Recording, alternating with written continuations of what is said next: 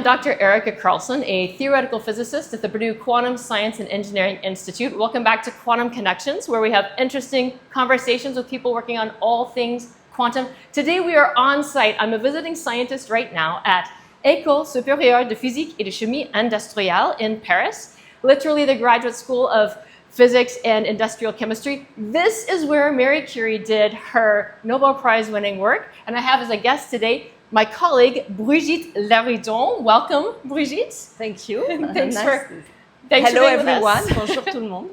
Awesome. So we'd love to know from you. So Brigitte is here. I've already forgotten the title. It was charge de recherche. Yes. Okay. CNRS. Okay. So very prestigious title here at CNRS. So she directs a lab here, and she also runs a startup company. We'll talk about that a little bit later. But can you tell us first a little bit about what got you interested in making a career out of science?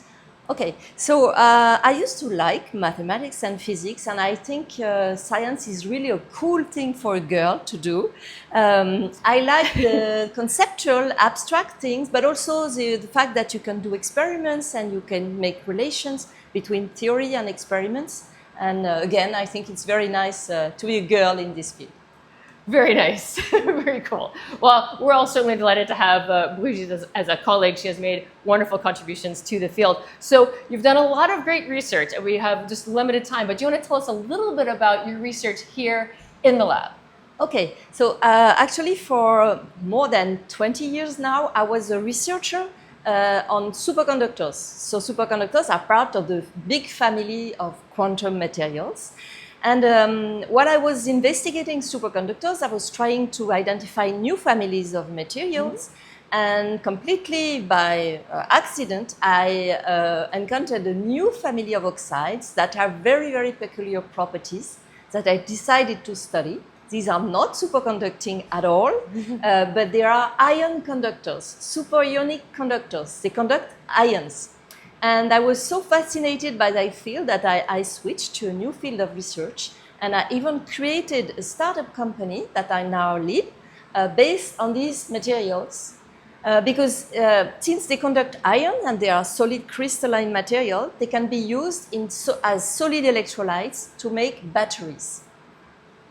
Very cool. So that's quite a switch. So basically, Brigitte and I know each other from the superconductivity research. So we used to see each other at lots of conferences dealing with high temperature superconductivity, that sort of thing. So in this change to the ion conductors, were those fabricated in your lab? Yes, absolutely. They are very easy to fabricate. Actually, we can fabricate them in these ovens here. Okay. So these are, the interesting thing is that they are based on very abundant material. We fabricate them out of titanium dioxide, potassium oxide that are very common materials. But the cool thing about these materials is that once the crystal is fabricated, it has a very, very peculiar property.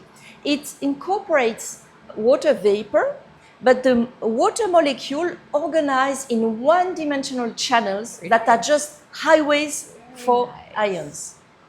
Very nice. Okay, so can you describe for us that moment of discovery? Because you were working in one field and then you say you sort of stumbled upon this other material that had really cool properties. So, what was that like, that moment of discovery where you said, well, this isn't a superconductor, but it's way cool for some other reason. Can you tell us about that moment of discovery? What was that like? So the moment, what was very exciting is that actually we very early on discovered that the material is able to, I would say, store and give back charges. So we were measuring with a student of mine, and at some point we saw that the system was giving us current while there were no voltage. So we said, wow, that's cool. This thing is able to store energy. Okay. And then we didn't know at that point why it was storing energy. So we went on studying, and then there were one PhD student and second PhD students, and now we are at the fourth or fifth PhD student on the matter. But what was very important is that we also did theoretical simulation using a very cool tool that is called density functional theory, DFT, that is able to model the materials. And with that, we understood how water was self-organizing inside the material and why it has such a high ionic conductivity. Wow, very exciting. Very exciting. Okay, so these are some of your ovens for making materials, but I've heard that there's actually something very special about where these ovens are placed. Tell us that story. So you see this table here. So this table actually appears on very nice photograph that we have in our school, dated back from Marie Curie. Because actually Marie Curie made her famous discovery with her husband Pierre in the school where we are now, in a building that does not exist anymore. But this table is dated back to Marie Curie. And we also know that because it used to have drawers on the other side, and the drawers were withdrawn because most probably the drawers were radioactive. But the table is not. I've checked. Okay, all right. So You're it's safe. We're safe. Certainly the viewers are safe and we're fine. I trust you. You've taken the Geiger counter out and checked all these. Very exciting. I mean, there's very few people in the world who would say that their lab is still using a piece of equipment that Marie Curie also used. Very, very cool. So tell us a little bit too about this, this new development with creating a startup company. I mean, very few academics successfully make that transition to making a startup company. And for you, this project is still going. Tell us about that adventure. Okay, so it's a fantastic adventure. So I was not, at the beginning, I was working really on fundamental properties of materials, and I was not working on energy storage. But at some point, there was an encounter between, so this discovery of this new family of materials, but also my convictions that we absolutely need to decarbonize our energy. And we cannot do that only, so to decarbonize the energy, basically we need more energy storage solutions. Electrical vehicle, intermittent renewable energies, more sensors everywhere. We need more energy storage solution. And it's not possible to do that only with lithium-based energy storage solution for many reasons. First, they use critical materials, including lithium. Second, they are not quite safe. We have a lot of accidents with these technologies. And what I discovered is a material enabling to make batteries without critical elements and without thermal runaway. Wow.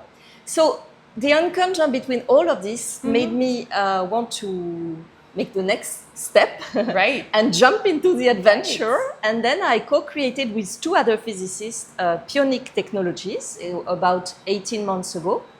So now I'm leading the company. And it's very exciting. It's a very interesting... so you're CEO of this company. I'm a CEO of the company, yes. So I do everything from the science to the financial part. I have an eye on everything, and that's very interesting. That's very stimulating.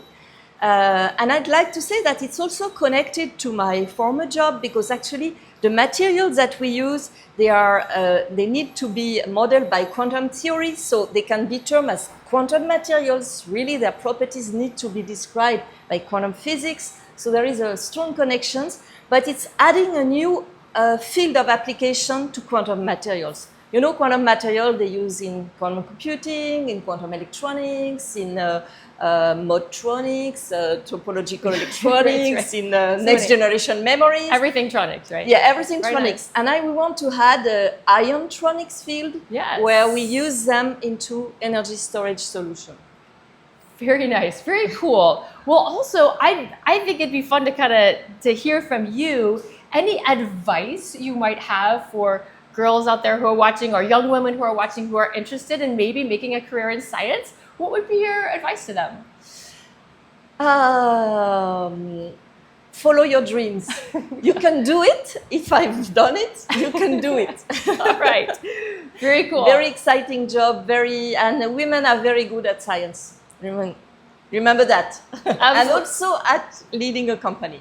Absolutely true, absolutely true. And I've certainly found it well worth the effort and investment. I mean, science is really, really cool. That's why we spend all these hours in school studying it, because you just have these discoveries and you think, this is amazing to figure out how the world works. And then you went all the way to the other side to becoming an inventor, to actually using that basic science to make our lives better. That's awesome. Very inspiring. So thank you so much for joining us today. Thank you, Erika. Yeah, and so we look forward to seeing you again soon on The Quantum Age. Bye-bye.